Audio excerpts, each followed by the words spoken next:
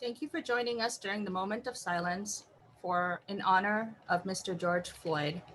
I would like I would now like to welcome you to CMED's second virtual webinar. I'm Manny Jad, the Deputy Director of the Center for Middle East Development.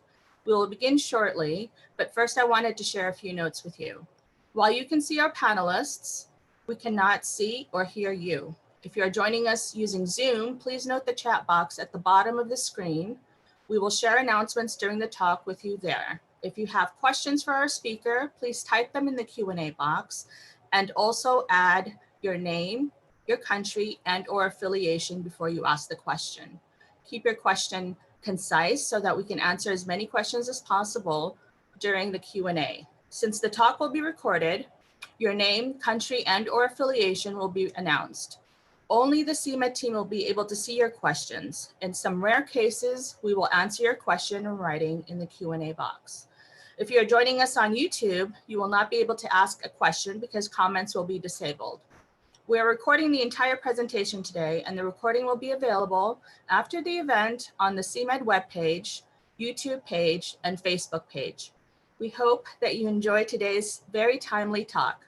Now it's my distinct pleasure to introduce you to CMED's Director, Professor Steven Spiegel.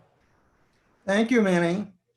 Let me welcome you to a very special meeting with Zev Furst that will cover the American political campaign, the impact of the coronavirus, the effect on America's relationship with the Middle East, and the impact on America's society and politics of the crisis ignited by the death of George Floyd. Let me begin by thanking our co-sponsors, all from UCLA, the Luskin School of Public Affairs, the Berkel Center for International Relations, the YNS Nazarian Center for Israel Studies, and the Department of Public Policy.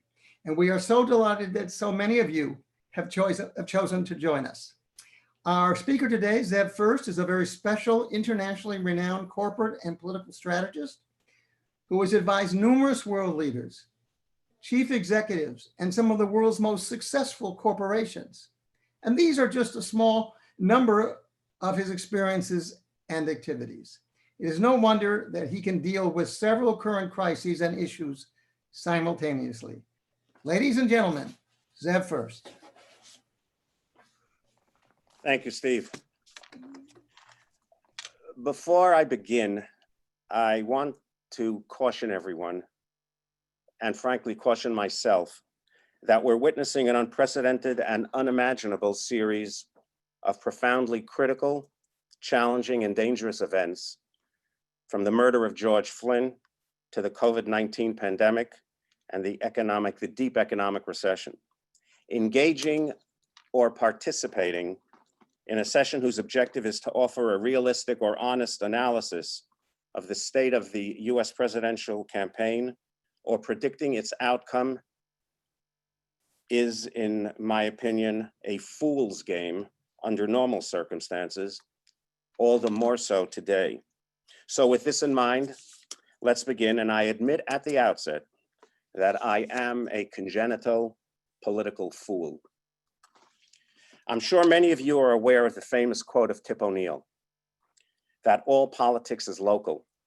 This is even more so in an election year, when an incumbent may use foreign policy as a tool of distraction to draw voters' attention away from domestic problems in an effort to improve his chances of being reelected. Donald Trump had expected to win his second term in the White House on the strengths of a booming economy, a robust stock market, and a historically low unemployment rate. COVID-19 has put an end to that strategy. Instead, over 100,000 Americans have lost their lives. More than 40 million Americans have lost their livelihoods. The economy is in free fall, and the shape and timing of our eventual economic recovery is uncertain. Add to this the protests over the murder of George Floyd in the hands of the Minneapolis police that have engulfed the nation, and we're dealing with a confluence of crises that is unprecedented in American presidential politics.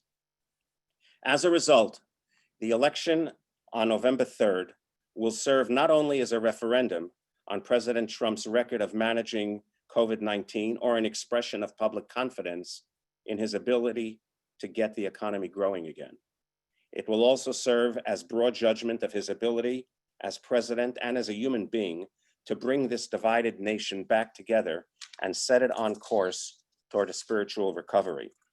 However, policy and politics are one and the same for the Trump administration and serve Trump's overarching political goal of winning a second term in the White House.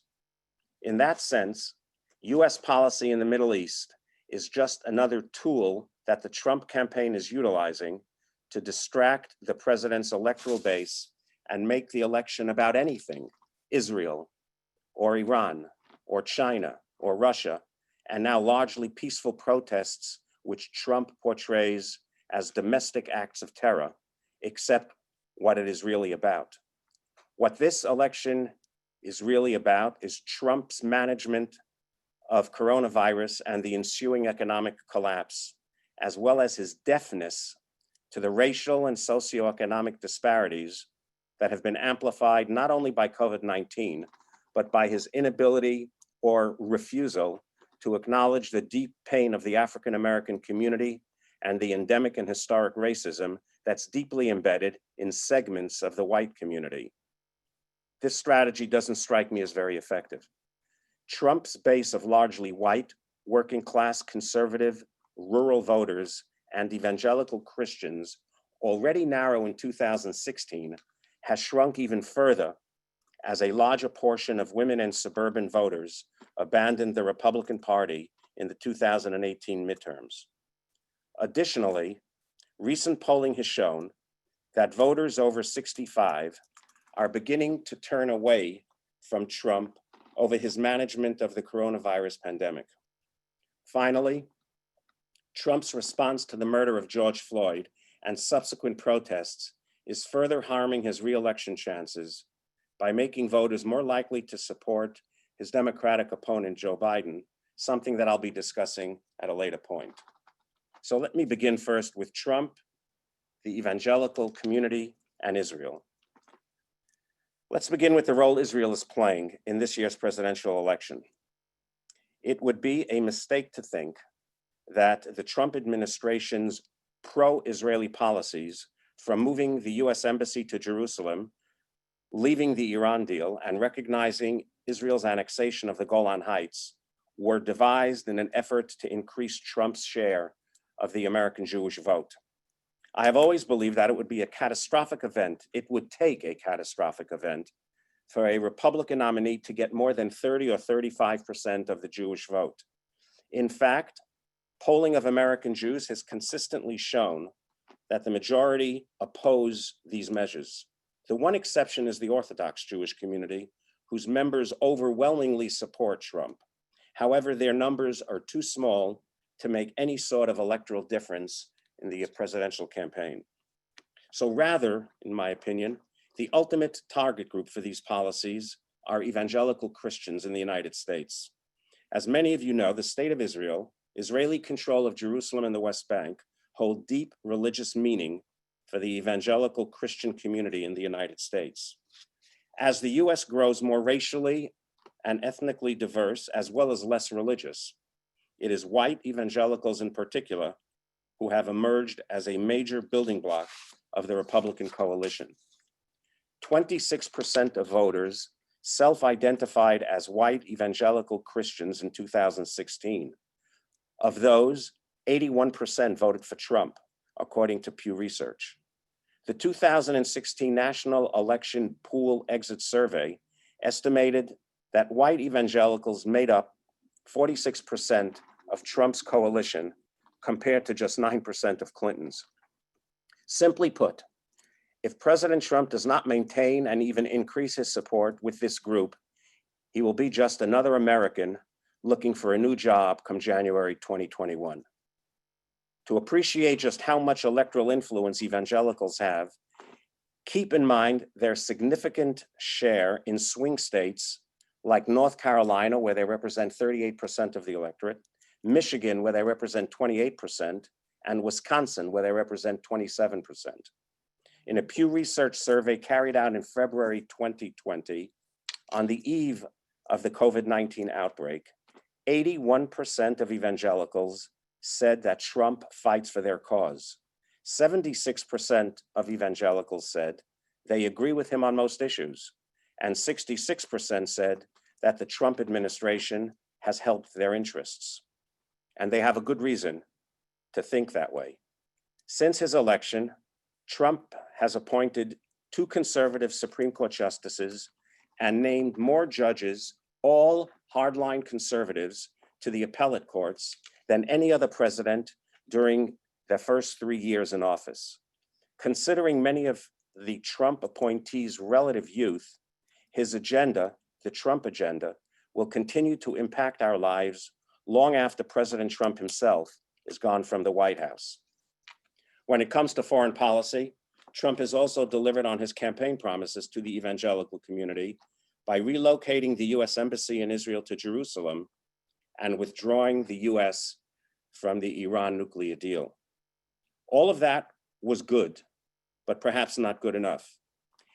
Even though white evangelicals turned out to vote in the 2018 midterm congressional elections in record numbers, making up 26% of voter turnout, despite being only 15.3% of the voting population, they're much more of the general population, their support for Republican candidates decreased by 6 points from 2016 to now. In 2016, they were at 81%, as I mentioned, and now they're at 75.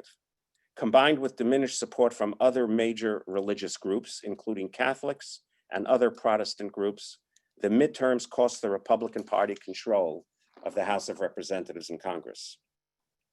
More recently, Trump's job approval among white evangelicals has fallen dramatically to 55%, the lowest rating since the start of the COVID-19 crisis, and down 7 points from a high point in mid-April. Similarly, his approval among the general population declined by 6 points during that period to 40%. If anything, the coronavirus pandemic, the ensuing economic recession, and the current civil unrest are making Donald Trump's need for evangelical support even more urgent. A recent visit to Jerusalem by Secretary of State Mike Pompeo illustrates the importance of Israel in Trump's re-election calculus. Pompeo was there presumably to try to come to an agreement with Prime Minister Benjamin Netanyahu on the scope and timing of a potential annexation of the West Bank.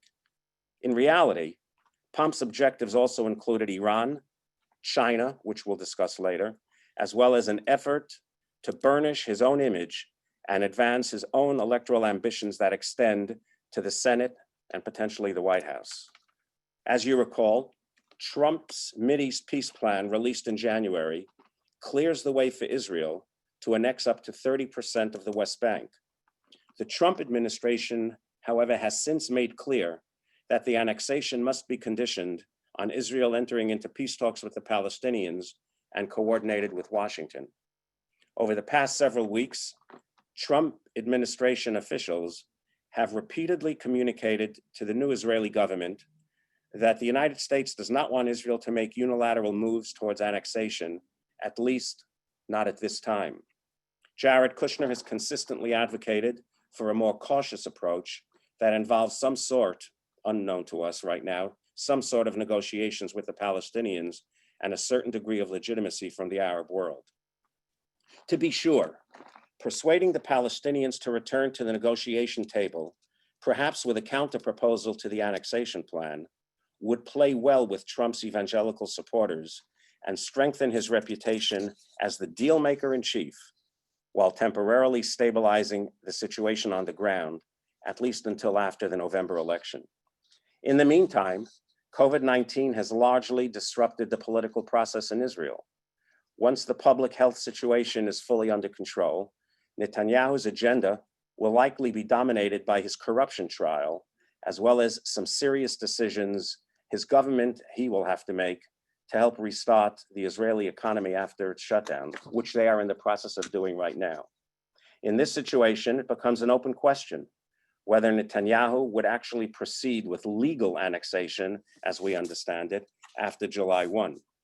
By legal, de jure annexation, I mean that he would formally move ahead with bringing the question of annexation of the Jordan Valley before the Knesset. Another potential course of action, which Israel could announce, that it will permanently maintain a security border or a security forces in the Jordan Valley.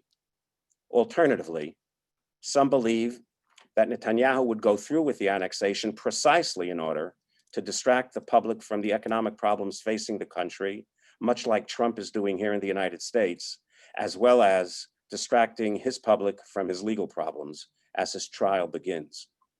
Others also point out that Netanyahu has a strong incentive to move ahead with annexation before the US election out of concern that Joe Biden will win in November and would dramatically reshape US policy on Israel and Palestine. Biden supports the two-state solution as it was understood by the Obama administration and has pledged to restore diplomatic relationships with the Palestinian Authority severed by Trump. However, if he were elected, Biden would unlikely apply significant pressure to Israel over the settlements or enter into negotiations immediately with the Palestinians. He has also indicated that he wouldn't condition US military aid to Israel on its policies towards the Palestinians, or he wouldn't move the US Embassy from Jerusalem back to Tel Aviv. Let me now briefly address the Trump administration's concerns about Chinese investment in Israel, particularly sensitive technology and infrastructure projects, such as Israel's 5G network and the strategic port of Haifa.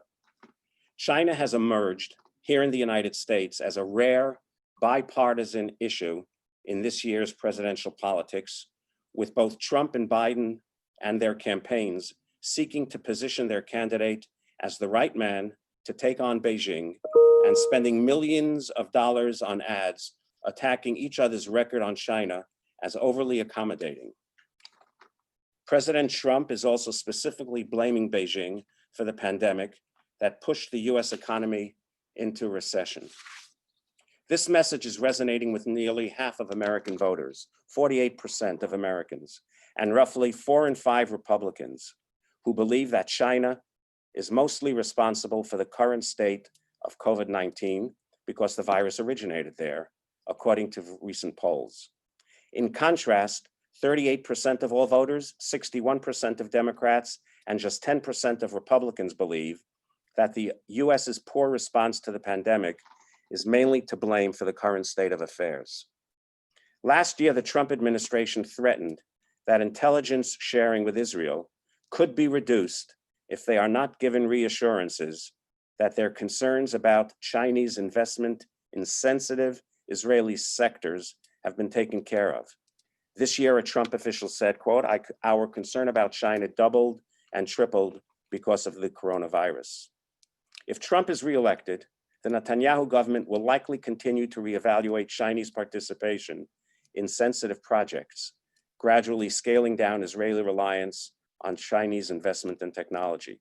US pressure on Israel to reject Chinese bids to build its 5G network infrastructure, as well as Israel's recent selection of a domestic Israeli company for a major water desalination project, are the shape of things to come.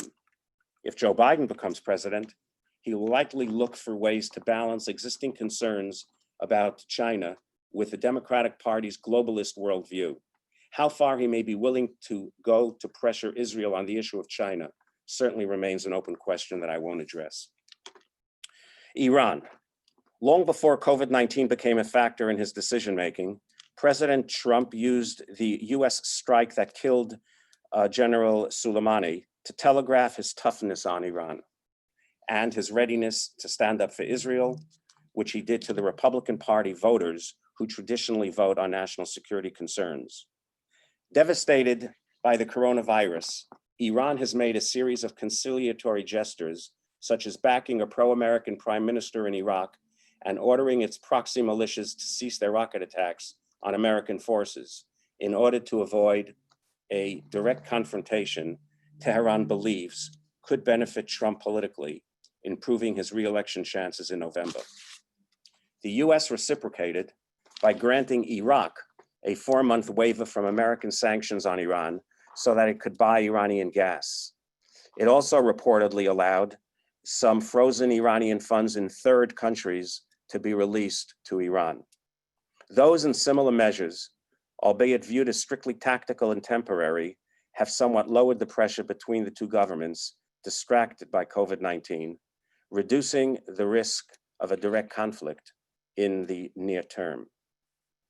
Thinking ahead to November, I would expect the Trump administration to continue its maximum pressure campaign against Iran, including sanctions and military threats like the president's tweet from April that ordered the US Navy to sink any Iranian boats that harass American ships, but it was never translated into official US policy.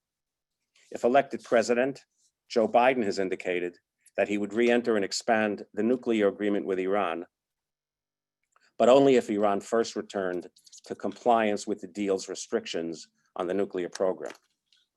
Saudi Arabia.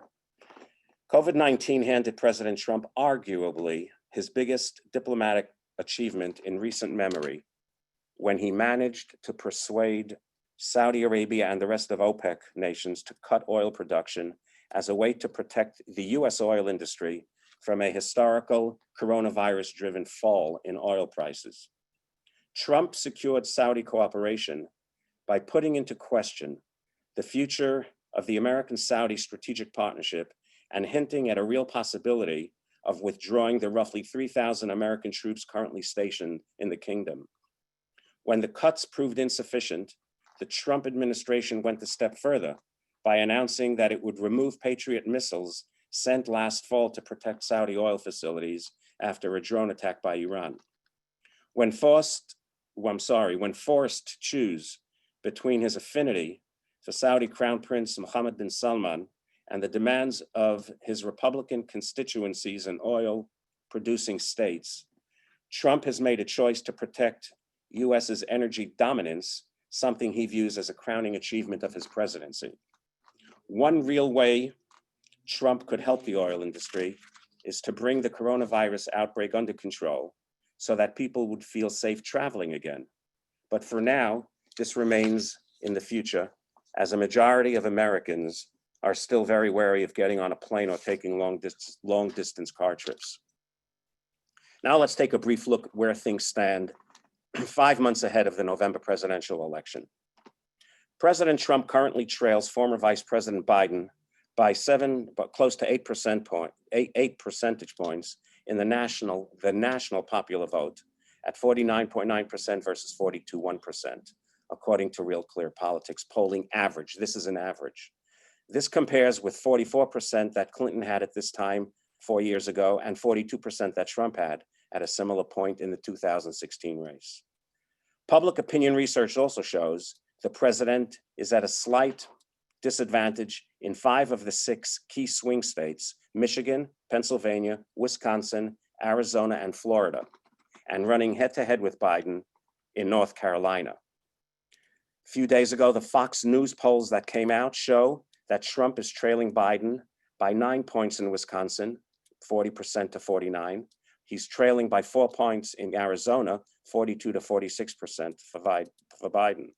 And yesterday's 2 days ago's new National Monmouth University poll that came out has Biden at 54% compared to Trump's 41% in swing counties that were decided by less than 10 points in the 2016 election.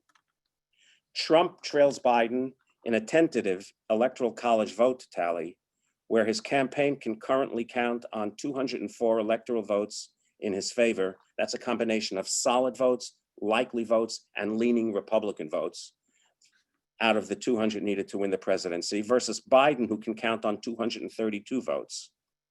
Trump needs to win at least 2/3 of the popular vote in the 6 swing states, which together account for 102 Electoral College votes, in order for him to secure a second term in the White House.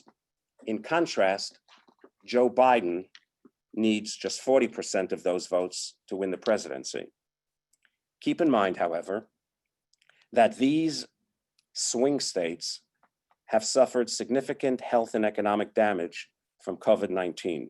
In particular, Pennsylvania with 20 electoral college votes, Michigan with 16 electoral college votes, Florida with 29 electoral votes are in the top 10 by the number of coronavirus cases nationwide, and Michigan and Pennsylvania are in the top 5 by the number of COVID-19 deaths, according to an analysis recently discussed in the New York Times. Michigan also has the second highest unemployment rate in the nation at 22.7%, according to the US Bureau of Labor Statistics, with Pennsylvania very close behind. So, looking at public perceptions of Trump, voters' perceptions of the way Trump is managing COVID-19, the resulting economic damage, and the protest demonstrations over the murder of George Floyd are beginning to generate serious headwinds for his reelection. Public approval of Trump on coronavirus has been on the decline for the last 2 months. It currently stands at 43.3%, while 54.4% disapprove. More than 6 in 10 voters, 62%, don't trust the information about the pandemic that they're getting from the president, according to a recent poll conducted by CNN. 55% wouldn't trust him if he were to recommend that they end social distancing, according to Politico. Perhaps more importantly, public approval of the way Trump is managing the economy is now the lowest of his presidency. It stands at 50.7%, with 44.5% disapproving, according to polling national averages. Trump's edge over Biden as the most trusted to manage the economy is also down to 3 points, 44 to 41, after being at 7 to 9 points through most of April and May, according to Politico. In other words, unless there is a sustainable decline in new coronavirus cases over the summer, an effective treatment to avoid a second wave of infection, and a positive economic momentum going into the fall, it would be exceedingly difficult for Trump to run on the economy or to run on his, quote, victory over the virus. And those are all very, very big ifs. To be sure, Trump still has strong support amongst his Republican base, which is more than twice as likely to approve of the job he's doing as president as the general population. However, a survey from Monmouth University conducted since the murder of George Floyd shows that Americans as a whole, regardless of their political affiliation, are 14 points more likely to believe that things in the United States are on the wrong track, at 74% compared to 60% a month ago. Just 21% say that the country, the United States, is headed in the right direction, down from 33% in May. The biggest change has been amongst Republicans, with a 19-point drop amongst those who believe the country is moving in the right direction, from 64% down now to 45%, and an 18-point increase amongst those who say the country is off on the wrong track, 28% to 46%. For independents, there's been a 12-point decline in those who believe the country is moving in the right direction, from 29% in May to 17% now, and a 15-point increase in those who believe the opposite, 63% to 78% in the wrong direction. And finally, amongst Democrats, the share of those who believe the country is moving in the right direction is down 9 points to 4% compared with 13% a month ago. The share of those who say the country is off on the wrong track amongst Democrats now is 92%. All of that being said, the polling average of Trump's overall job approval rating at 43.5% who approve and 53.8% who disapprove of his overall job approval is roughly the same as it was in late February, around the time the United States saw its first death from coronavirus. Or for that matter, roughly the same as it was 2 weeks after his inauguration 4 years ago. It almost seems as if no matter what the president does, his approval rating remains in the mid-40s, low 40s to mid-40s, as a testament both to his solid support amongst his conservative base and just as solid opposition from the center and left. Now let's turn for a moment to Joe Biden. As a presidential contender, he finds himself in an unprecedented position, having to campaign virtually from his basement in Wilmington, Delaware, without rallies and other in-person campaign opportunities that typically generates nonstop 24-hour campaign news cycle. He is far outmatched by Trump on social media, but he still has limited means of reaching voters who are not already attuned to his message of experience and empathy. Nevertheless, Americans today trust Biden rather than Trump to better manage coronavirus, to better manage healthcare, and to better manage US relations with China, according to Fox News. They are also more likely to view Biden rather than Trump as having good leadership skills and caring about average Americans, according to a recent survey by Quinnipiac University. Now, if I may talk about the murder of George Floyd and the protests inspired, and what all of this could mean for Trump, Biden, and the nation. In my opinion, these developments represent an inflection point in the presidential race, arguably comparable to in its magnitude to the COVID-19 pandemic and the economic recession. We all know that COVID-19 is severely impacting African Americans who are disproportionately more likely to get sick and to die from the virus, as well as to lose a job or suffer bankruptcy in the economic fallout. President Trump has largely ignored these considerations, along with the broader history of police violence and racial and socioeconomic disparities that have harmed Black Americans for generations in this country. Instead, the president is doubling down on the message of law and order, denouncing the protests as domestic acts of terror and portraying participants as members of the radical left. Trump's stark rhetoric is consistent with the law and order message he has projected since his 2016 campaign. It is designed to appeal to his core supporters. So far, Trump's message doesn't appear to resonate very strongly with some of the key voter groups whose support is crucial to his reelection. According to a new Politico Morning Consult poll, registered voters are 31% more likely to vote for Trump and 45% more likely to vote for Biden as a result of the murder of George Floyd 10 days ago. The difference is especially notable amongst women, who are 29% more likely to vote for Trump and 47% more likely to vote for Biden. Voters under 44 are 23% more likely to vote for Trump and 50% more likely to vote for Biden. And suburban voters are 29% more likely to vote for Trump and 47% more likely to vote for Biden. Some Republican senators, such as Ben Sasse of Nebraska, Tim Scott of South Carolina, the chamber's only Black senator, criticized Trump for violently clearing away protesters near the White House on Monday, only to have his picture taken in front of the church.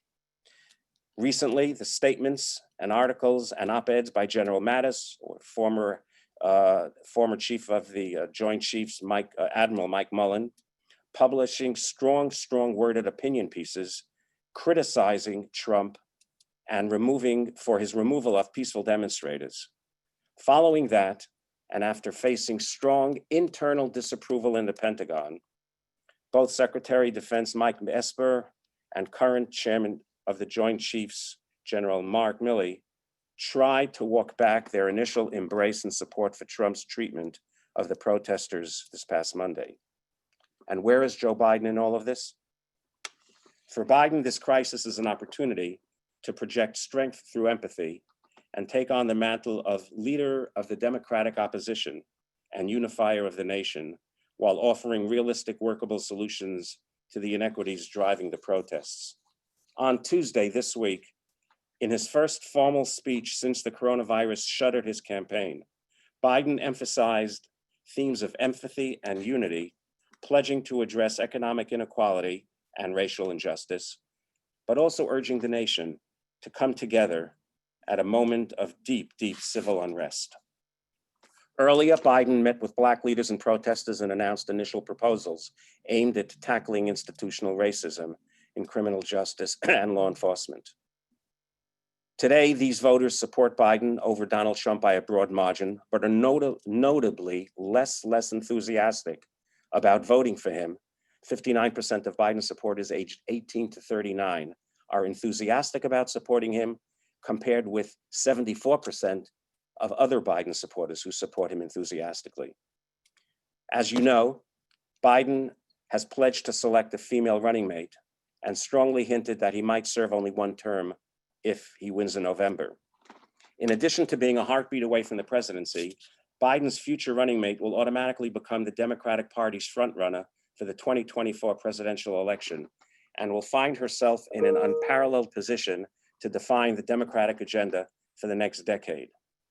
Biden's recent "you ain't black" comment in an interview has intensified pressure from Black Democratic Party establishment and activists in favor of Biden choosing an African-American woman as his running mate. I'd argue that the recent protests over George Floyd are making that an imperative for him. Possibilities include Senator Kamala Harris of California, Representative Val Demings of Florida, Stacey Abrams, the former Georgia House Minority Leader and gubernatorial candidate, and recently Atlanta Mayor Keisha Lance Bottoms. In a CNN poll, 38% of Democratic voters name racial and ethnic diversity as their first or second most important consideration with regard to Biden's choice of a running mate. The importance of the African-American vote to Biden's victory in November is impossible to overstate. Lower turnout amongst this group was a key factor behind Hillary Clinton's failure in 2016. The Biden campaign will have some hard choices to make when trying to balance a pressing need to energize these voters with a similarly pressing need to expand support among younger voters and progressives who voted for Sanders or Elizabeth Warren in the primaries. So let me conclude with something. Imagine now it's September and the economy across the nation has been fully open for 2 or 3 months, for several months. The furloughs are long over. Businesses are hiring again. Unemployment, while still higher than it was back in February, is nowhere near the 40 million we have today. Likewise, the economy is growing by double digits, and President Trump will be taking credit for all of that, declaring himself on Twitter as the architect of the speediest economic recovery and largest job growth in human memory. What will Joe Biden say to that? Will the Biden campaign try to remind voters about Trump's actions on COVID-19 that led to more than 100,000 dead and millions of lives disrupted, or Trump's response to the murder of George Floyd? Or will Democrats instead appeal to voters with a forward-looking message of using COVID-19 and the racial divide as an impetus for reimagining, rebuilding, and unifying the nation? The outcome of the election will ultimately hinge on Biden's answer to this question. Thank you.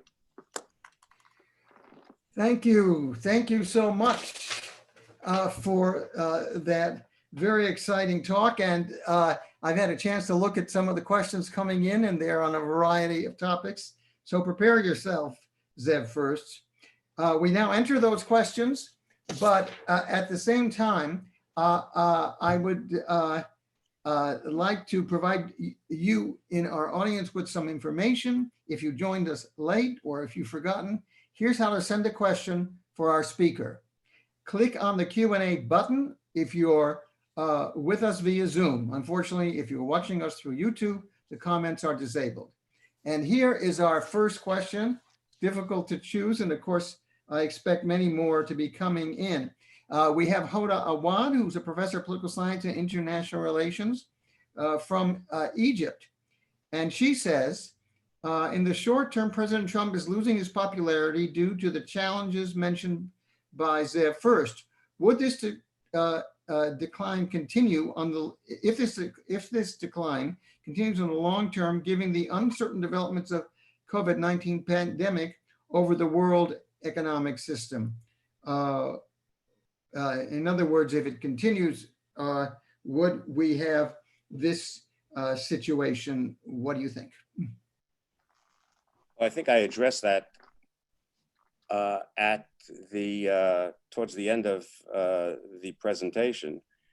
If things continue now the way they're going and there's no demonstrable improvement, I think that the Trump campaign is in an even deeper problem than they're currently in right now. Again, if things begin to change, that's the question that I have and many people have. How is the public going to respond in September or October to what probably will be a better economic situation than we have today, although not necessarily better than it was in March or February? And that's the $64,000 question that none of us have any answers to right now. I do caution a bit that most of these questions so far came in before you had completed your talk. But here's Antonio Demu, who both of us know, Director of Middle East Unit, Institute for Security and Defense Analyses in Athens, Greece. What would a Biden presidency mean for American foreign policy towards the Israeli-Palestinian issue and relations with China?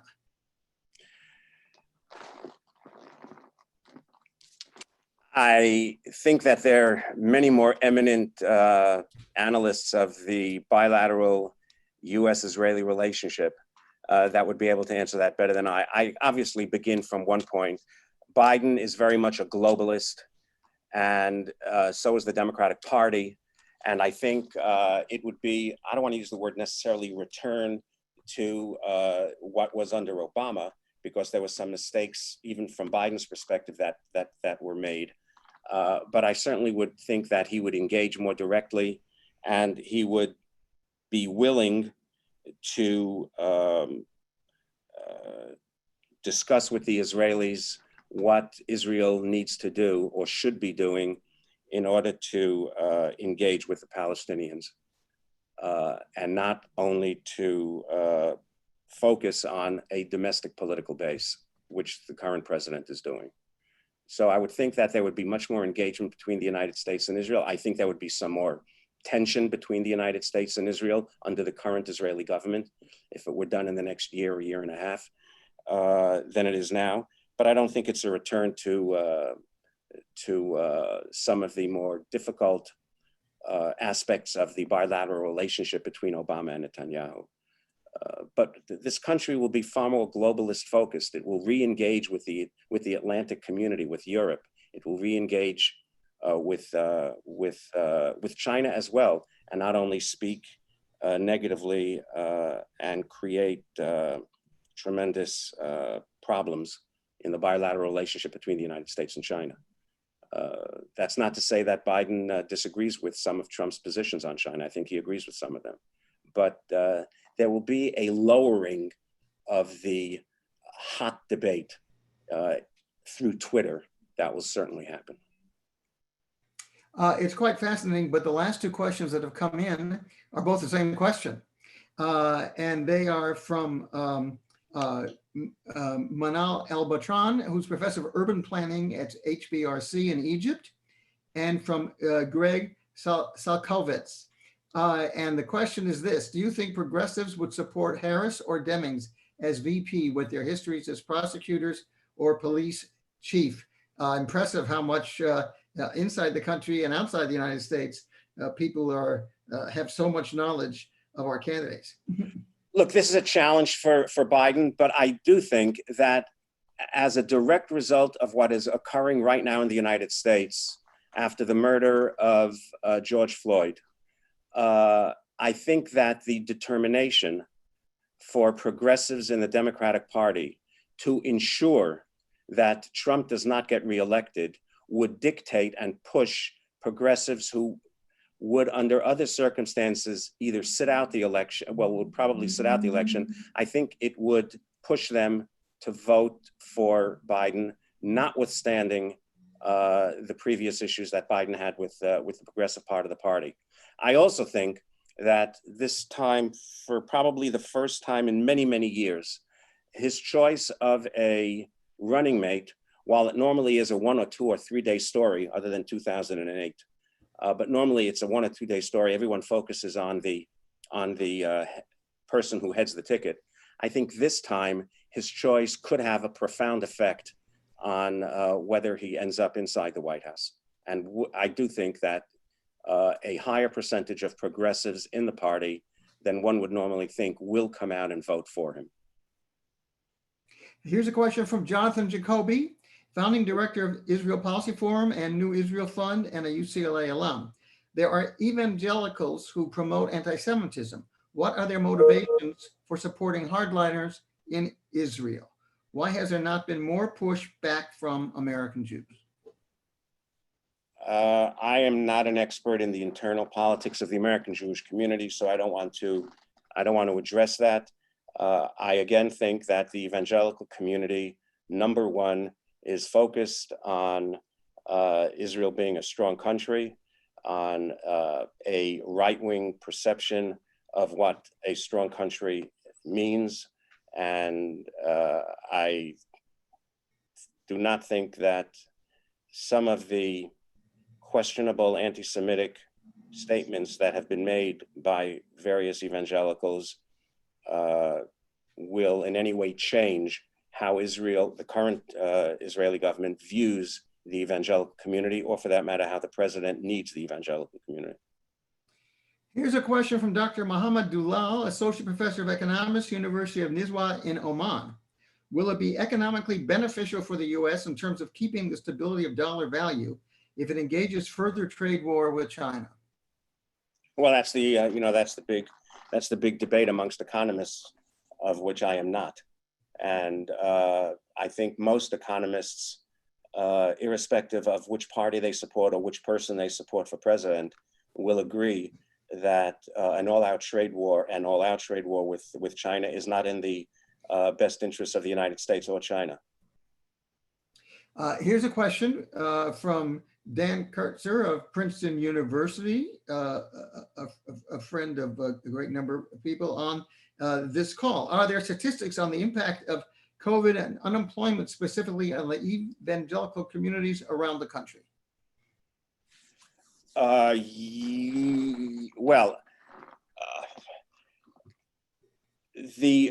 The drop in evangelical support for Trump over the last 2 months is a direct result of the coronavirus, the way his handling of the coronavirus, as well as the economic dislocation.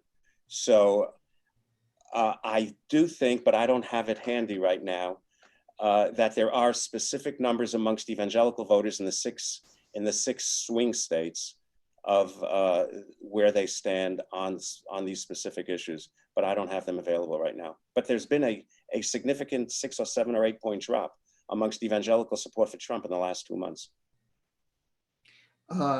Okay, let's go on to Professor Lehman, a retired professor of pathology from UVM.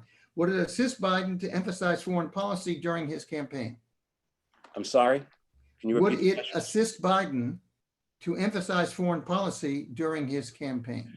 Look, the word emphasize is a very difficult, I want to be careful here. Most American campaigns are about domestic issues. And given where the country is today, and given what happened in this country in the last 9 days, or 9 days ago, and given the funeral today, I think that the domestic upheaval, the lack of unity, what is going on internally in the United States will be far, far more important in the presidential campaign than issues of foreign policy. Given the coronavirus, given the economic recession, and given the murder and subsequent protests and how those protests are being handled by the administration, I think that is where, frankly, from a political point of view, the Biden campaign should focus its attention. At the same time, I think that the way China fits into this, obviously that becomes a foreign policy issue. And he certainly, and the campaign would certainly address the Chinese issues, as well as as well as Hong Kong now. And also address, but to a lesser degree, address the break between the United States and its traditional European allies. But to say that it's going to be at the very top of the agenda, foreign policy is rarely, if ever, at the very top of an agenda in a national presidential race. I might remind people that we try to have one question per person. If we have time, we'll try to get second questions in. Here's Eric Sekla from Los Angeles, a UCLA alum. I picked one of his questions. The Palestinians have refused to direct negotiations with Israel for more than 12 years. What makes you think a Biden administration would change that? First of all, I am not sure a Biden administration would change that, but I do think the answer to that is an attempt to look at both what is going on domestically in Israel and what is going on domestically in the United States. I think that the amount of, frankly, pressure by the US on Israel would increase in a Biden administration than it currently is. And I think also that I don't mean that the US necessarily will begin demanding things of Israel, but I think there'll be a gentle persuasion that will begin. Whether it will be successful or not, I really don't know. And it also depends on the timing of it. Let's not forget that if there's a new president in January of 2021, that is 10 months removed from when there has to be a turnover in who the prime minister of Israel is under the current agreement between Netanyahu and former General Gantz. So I do think that there will be internal dynamics in both countries that one could at least begin to think about movement by the Israelis on the Palestinian issue. I also think that the rest of the Arab world would also weigh in on this to a degree that's right now sort of questionable. I'm going to ask a question here. I get a little frustrated sometimes, ask everybody else's questions. And the latest news suggests that there is a dramatic increase in the virus in Latin America, Africa, the Middle East, even Asia. Let's focus on the Middle East, of course. What's that going to do you think, to America's policy? Of course, in part depends on who's elected, but how is the virus increase going to affect that policy? Look, let's talk about the virus today. And the reality is that the virus in the Middle East is far lower than other parts of the world, whether it's Jordan, whether it's Lebanon, whether it's the Gulf, whether it's Israel. Actually, Israel is higher than some of its neighbors. Yes, I am not referring necessarily to Egypt or Iran, but other parts of the Middle East have done a better than expected job in dealing with the virus for whatever the reasons are. And therefore, I think, to ask what would happen if the virus would push up is something that I frankly don't have an immediate answer to. The United States is going to be pulling, and Europe for that matter, are probably going to be facing other issues come September, October in the virus coming back, as a lot of medical experts predict. And I therefore think that there won't be that much attention on how US policy would change if there is an increase in the COVID-19 virus that overtakes parts of the Middle East. I think it's going to be much more US oriented and to a lesser degree European oriented. The real question, I think, is when is the world going to be, or Europe, the United States, Middle East, when are we going to feel a bit more comfortable in jumping on a plane and being able to go to another country. Right now, that doesn't exist, certainly here in the United States. It's beginning to happen in certain parts of Europe and in one or two countries in the Middle East. But how that's going to play out is something that I'm not prepared to predict. I've already predicted too much. All right, here's a question from Hussein Malik from Iran. What do you think about the prisoner swap between Iran and the United States during this period, I think is what he means, with regards to the Iranian-American relationship? Can you repeat? I don't understand the question. The question is, given the recent prisoner swap, okay. How does that affect the relationship now and in the future? I think that's what Mr. Malik is suggesting for the Iranian-American relationship. I think I addressed in my remarks before that there's been a slight lowering of tensions between the United States and Iran on both sides over the past several weeks. Notwithstanding, I think a lot of what may happen depends right now more on Iran than on the United States. I mean, the US right now is in the stages now of a full-blown presidential campaign, with all of the attendant critical issues that need to be addressed in order for each candidate of each of the political parties to win the campaign.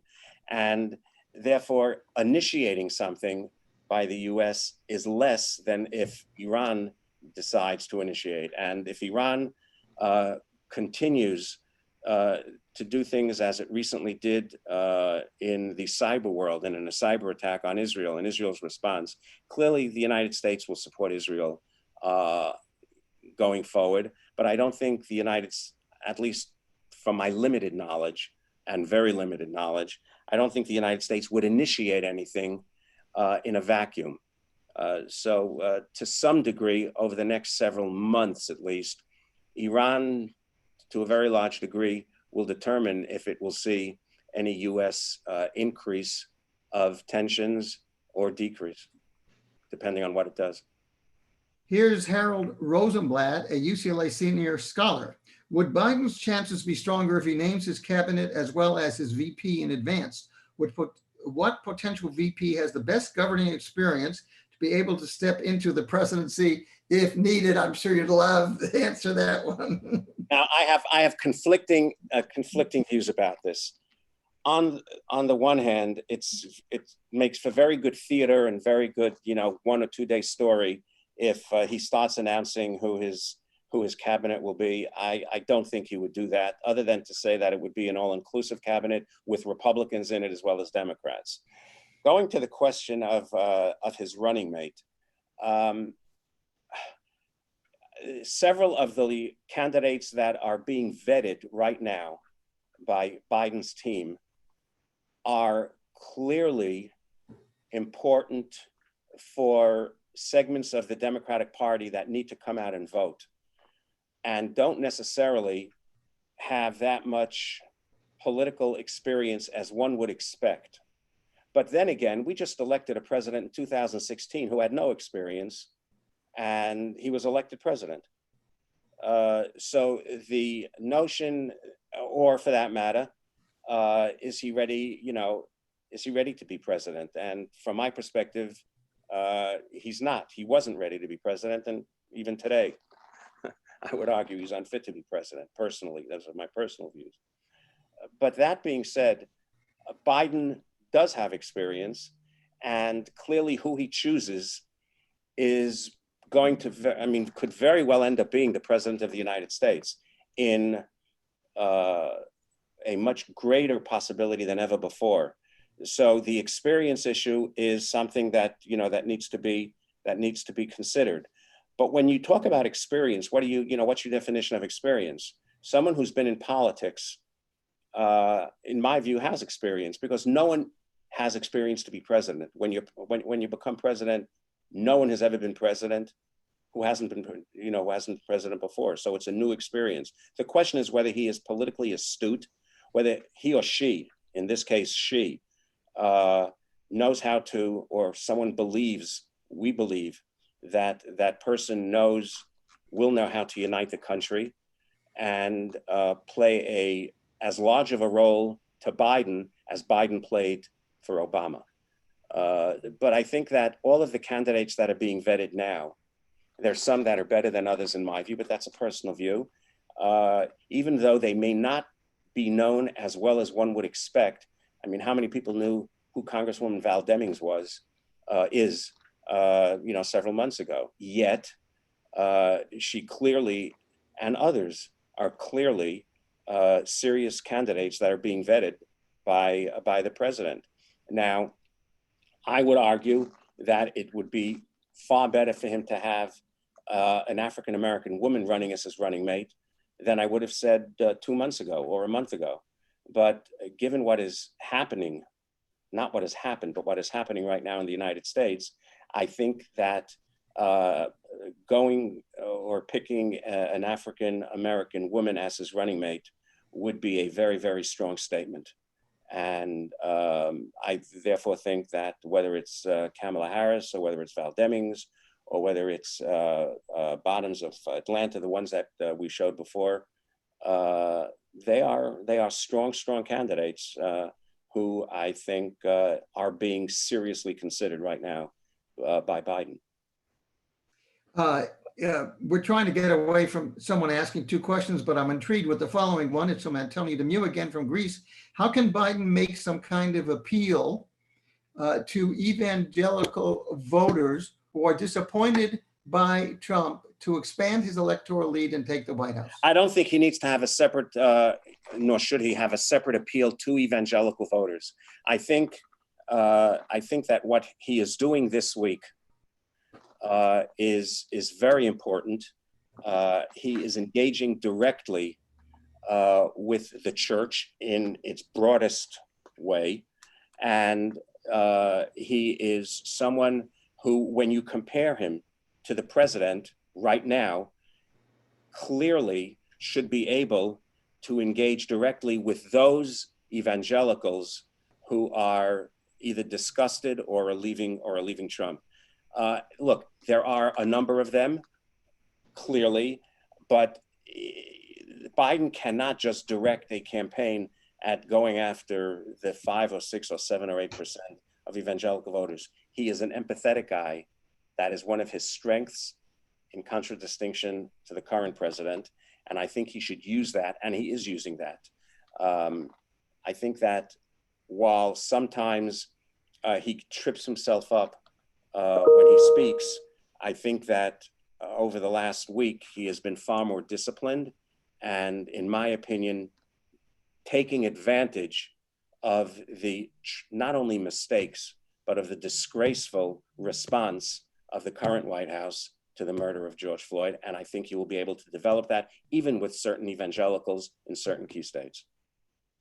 But I am by no means ready to concede right now, oh, the election is over. On the contrary, it's only beginning. And there are going to be a lot of things that are going to happen that none of us know about over the next several months. And the question is going to be, will Biden be able to rise up and be able to deal with whatever is going to happen, both from Trump as well as from events that none of us can foretell and foresee right now. Next is Scott Abramson, postdoctoral fellow at the Nazarian Center for Israel Studies at UCLA. You mentioned Israel's recent rejection under American pressure of a Chinese firm's bid to build a desalinization plant in Israel. Given Trump's special animus against given Trump's special animus against China, do you think American pressure to restrict Chinese investment in Israel would lead up to any significant degree under a Biden presidency?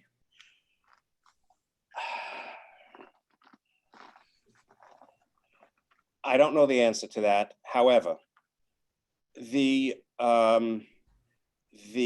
tremendous engagement in the bilateral Israeli-Chinese relationship over the past 10 years is profound. The amount of Chinese investment in the Israeli high-tech community and in Israeli companies is huge. Now, I think that even in Israel, there is a realization that there is some serious issues here, security issues from Israel's perspective also. However, how do you control that? The reality is that many of the high-tech companies are, and entrepreneurs in Israel come from Israel's cyber unit, the Unit 8200, but no, and they are taught in Unit 8200 how to think in a certain way. And what a lot of these people are doing now, young people are doing now, are taking the knowledge that they learn. I am not talking about the technical knowledge. I'm talking about how to think and how to approach a problem. And they are applying it in developing various not only applications, but companies in the high-tech field that, while not in any way divulging necessarily any military secrets, is beginning to be and have security implications when China is coming in and throwing 10, 20, $30 million at a 28-year-old person for whatever new application or new technology that person develops. Israel is struggling with that as much as the United States is struggling with that. And I think the United States has done more to stop American companies from engaging as much with Chinese companies or letting Chinese companies invest in them. I think Israel is now beginning to look at it the same way. But the level of Chinese activity in Israel, do not underestimate the activity that is going on. And I think it will continue to go on until within Israel, they determine this you can do and this you can't do. I think Israeli companies are beginning to be a lot more sensitive to the Chinese investment question than they were 2 or 3 years ago, primarily due to the United States. Here's a question. Pardon? I didn't say anything.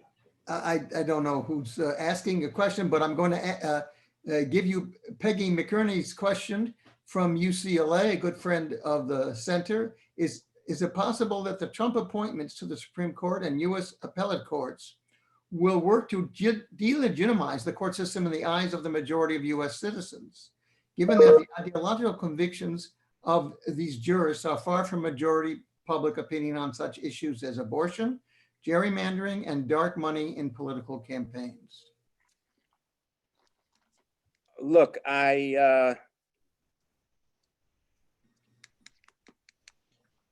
one of the key issues for the Democratic Party and for those that vote Democrat is what's happening to the court system. I think there are Republicans and there are Republican groups on the issue of the courts. They do not question that. They're actually very much in favor of Federalist Society for sure. So I don't think it is going to be a determining factor within the Republican Party, but of course not. They embrace it. However, people who may not necessarily agree with Biden or may be disappointed with Biden, one of the issues that he and his campaign will use is where the courts are going, and it's a generational thing. It's not going to change with the next president. As I said, the judges that are being placed on district, appellate, and Supreme Courts, federal, are going to have profound effect here in the United States for generations to come. Now, certain people are going to be influenced by that and others aren't, but I don't think at the end of the day, it's going to be a determining factor. Look, I think at the end of the day, this campaign is going to be the reverse of the last campaign in 2016. Even people who are not necessarily supportive of Biden are going to be so disgusted and want Trump out that they will therefore vote for Biden. So it's going to be a vote not for Biden, it's going to be a vote against Trump. There are people who firmly believe that while the United States will probably survive 4 years of Trump, the United States will have serious problems not being able to survive 8 years of Trump. And that will push a lot of people who ordinarily may not have voted to vote for Biden. Well, we kind of asked you to know everything, Zev, and here's a question that really puts you on the line. Stamp Saeed, a politician and university lecturer from the Kurdistan region of Iraq, asks, soon there will be a comprehensive negotiation between Iraq and the US on many issues, mainly to negotiate staying or withdrawing militarily from Iraq. What are your reflections on this issue? You're absolutely right. I am not qualified to address that issue. I probably am not qualified to address several issues that I've already addressed, but I'm going to take a pass on that. I was afraid of that, but many of my associates were begging me to ask you that question, which isn't. I think, look, if you're talking about, I think that there's a possibility that US troops will be withdrawn before the election out of Afghanistan. I haven't given any, I really haven't focused on or read anything on the possibility of US troops being pulled out of Iraq. I tend to believe not. I think Afghanistan certainly is a much clearer possibility, a much more definitive possibility, if I could use those two words together. We have several questions coming up. Of course, the closer we get to the end, the more, in my experience, we'll get. But Mara Richard of the United States is asking you, there is quite a bit of discussion about Trump refusing to have a peaceful transition of power if Biden wins. What do we need to do to ensure we aren't faced with this scenario?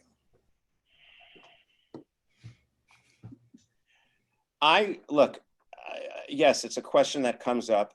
I think his language, if he loses in the days right after, will be tough and he could very well raise this.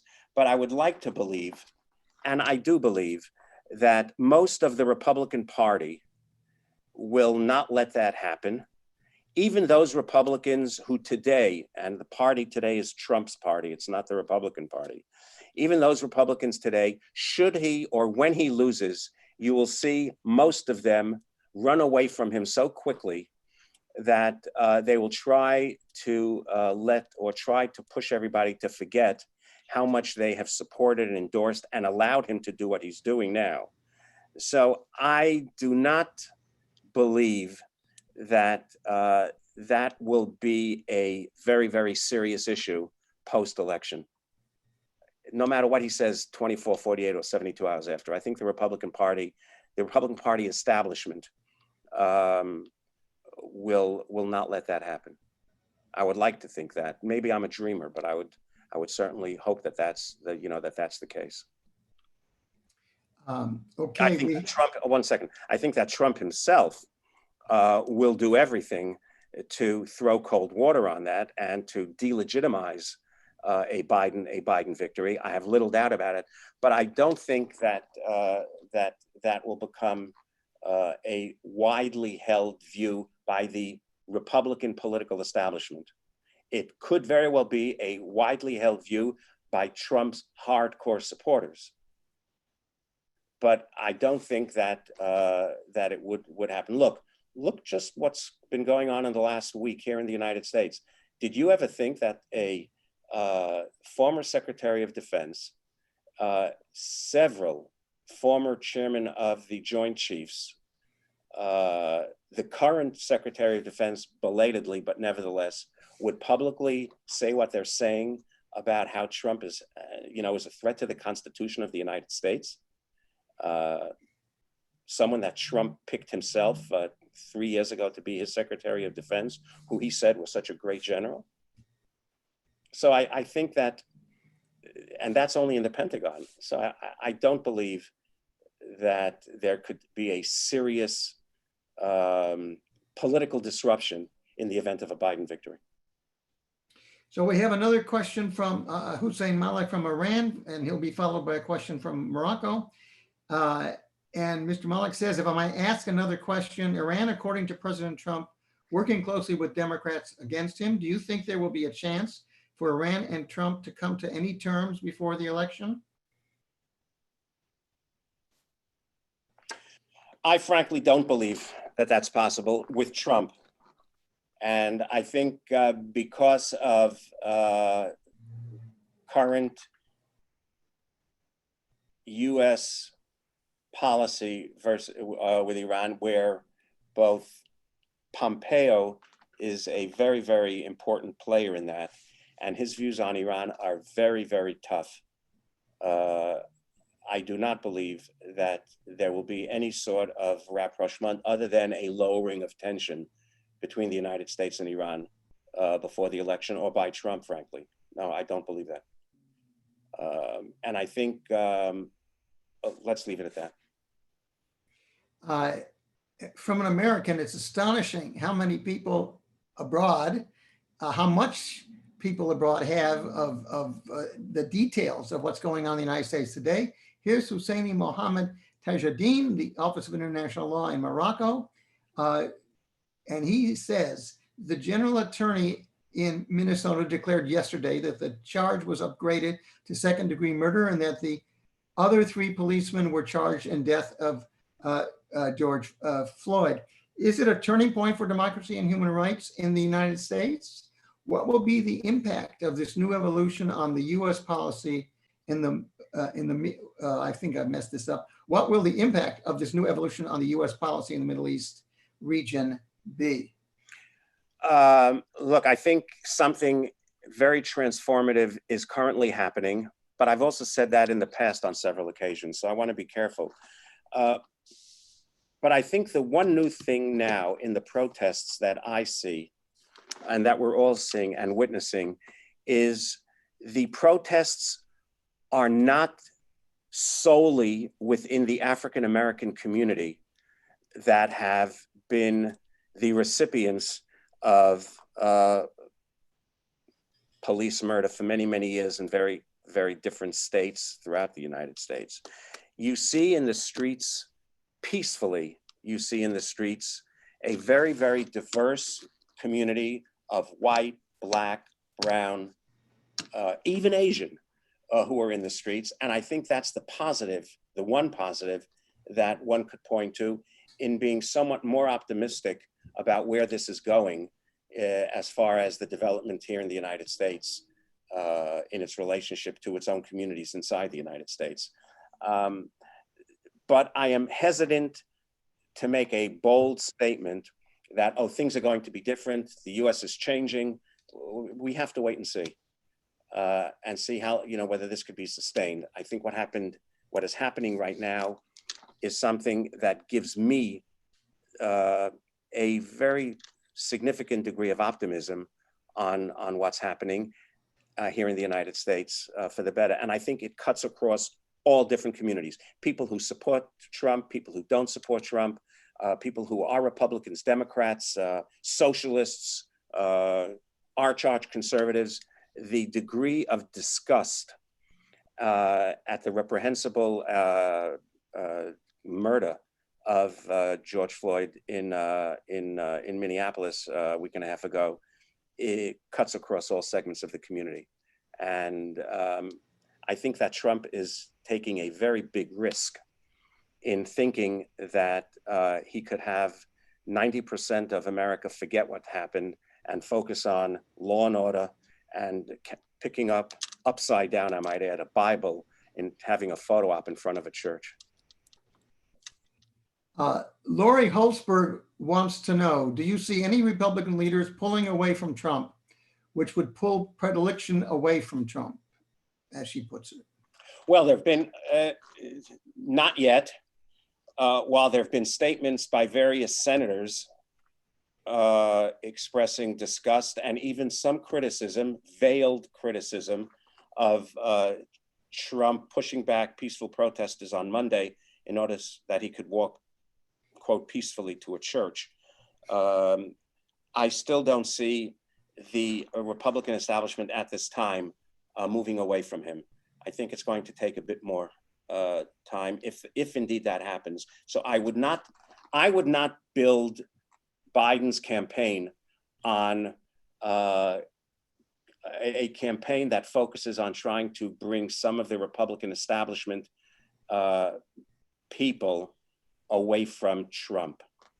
I don't think we're there yet, but it's going to be actions that Trump takes on his tweets or whatever that will dictate whether more Republican political leaders will begin to feel uncomfortable publicly and begin moving away from him. It's not anything that will be done on the Democratic side. It's outrageous things that Trump may do in the future that may push them away from Trump, but not necessarily towards Biden. That I don't think is going to happen.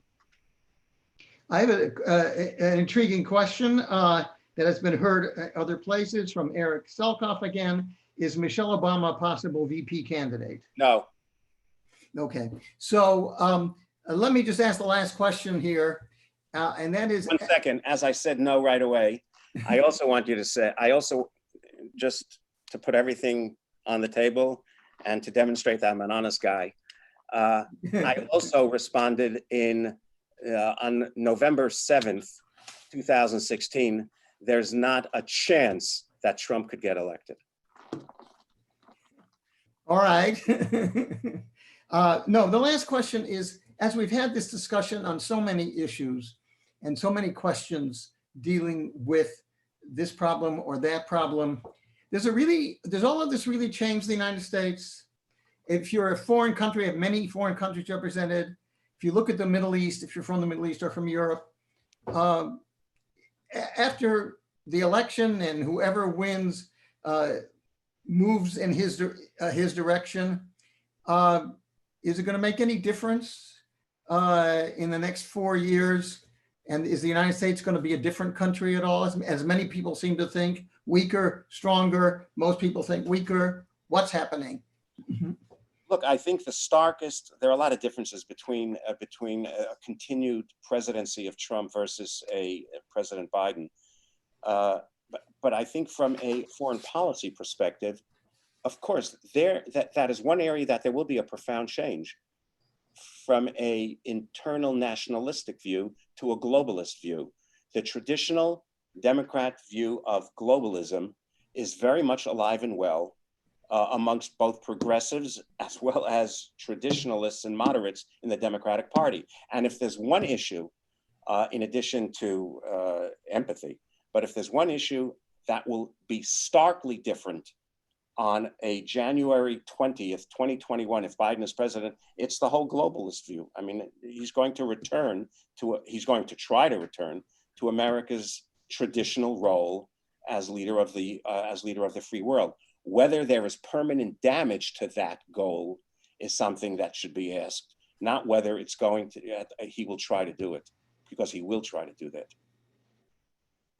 So as I said before, I'm afraid this was our last question. On behalf of us all, I want to thank Zev Furst for that marvelous presentation and willingness to answer so many questions on so many topics. CMed has more programs in the planning stage for our upcoming summer. Our office will be in touch with you as they emerge. Until then, thank you again, Zev Furst, and our very best, and hope everyone takes care so that they are not harmed by the coronavirus. Bye for now. Thank you very much. Take care. Thank you.